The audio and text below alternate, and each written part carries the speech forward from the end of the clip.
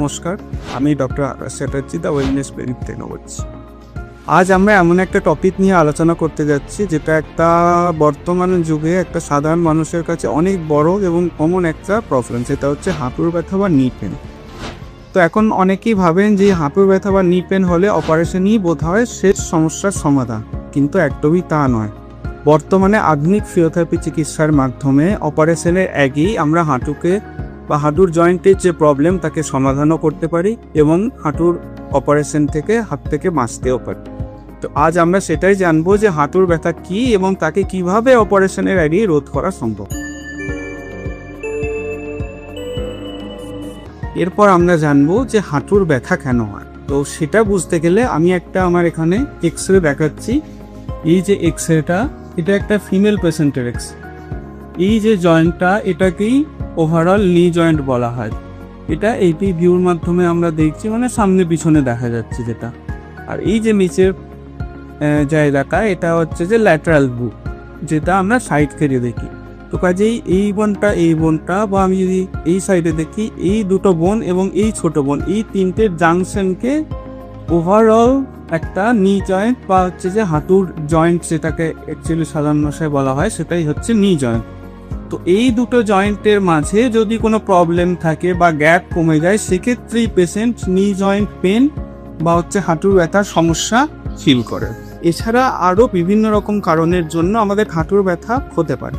সেটা হচ্ছে যেমন বিভিন্ন ধরনের কার্টিলেজ আমাদের হাঁটুর ব্যথাতে বা জয়েন্টে যেখানে থাকে, সেটার উইয়ার বা টিয়ার, মিনিসকাস ইনজুরি, অনেকক্ষণ ধরে বসে থাকার জন্য ডিজেনারেটিভ চেঞ্জেস, বয়সজনিত কারণের জন্য প্রবলেম, সর্বোপরি সবথেকে বেশি যেটা গুরুত্বপূর্ণ সেটা হচ্ছে ওভারওয়েট বা অতিরিক্ত ওজনের জন্য আমাদের হাঁটুর ওপর যে প্রেশার পড়ে, তার জন্য হাঁটুর জয়েন্টের বায়োমেকানিক চেঞ্জেসের জন্য বিভিন্ন কারণের জন্য আমাদের হাঁটুর ব্যথা হতে পারে। ব্যথা শুরু হলেই অনেকে আজকাল পেন কিলার খেতে থাকেন।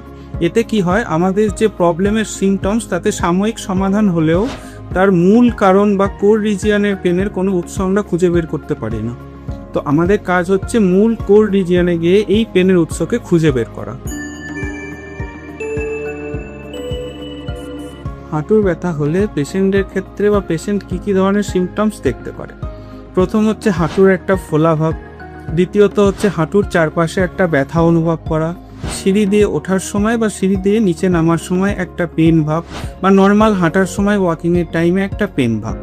তো এই জাতীয় সিমটমসগুলো দেখা গেলেই যে সব ক্ষেত্রে সার্জারির দরকার আছে এমন কিন্তু না।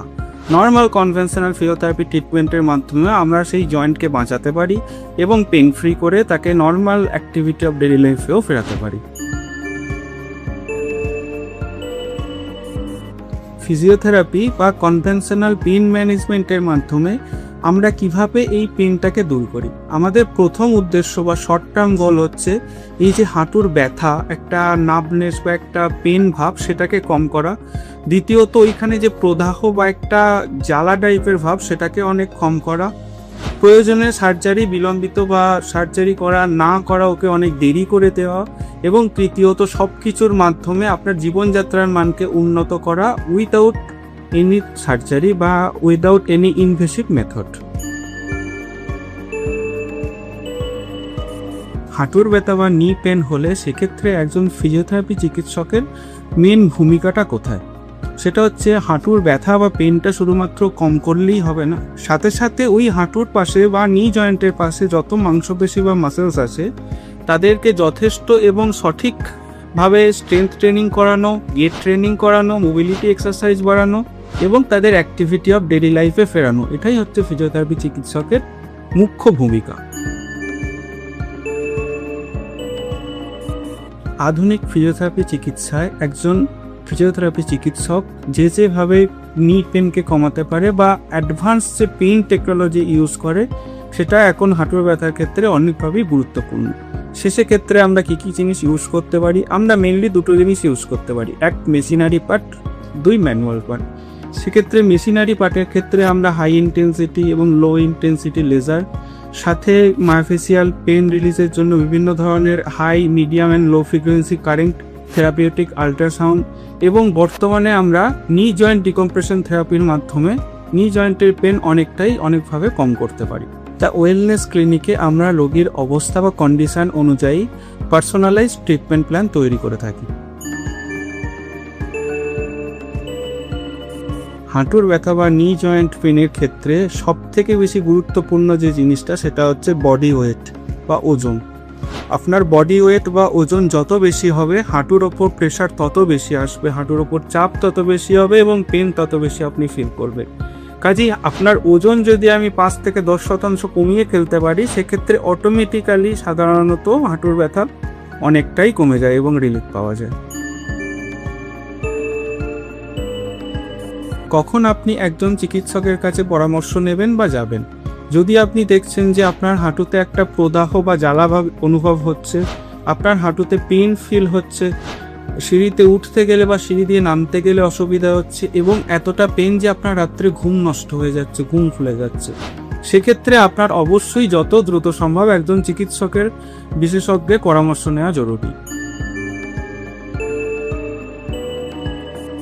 অপারেশনই কি সবসময় শেষ সমাধান? একদমই না।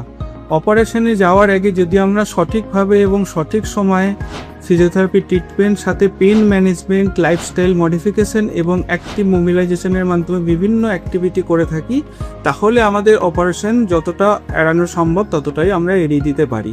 তবে এক্ষেত্রে প্রতিটা রোগীর কন্ডিশন বা জিনিস আলাদা হয়, তাই নিজে কোনো সিদ্ধান্ত নেবেন না। প্রত্যেক সিদ্ধান্তে যাওয়ার আগে একজন চিকিৎসকের পরামর্শ নিন। তাই হাঁটুর ব্যথা মানেই অপারেশন নয়।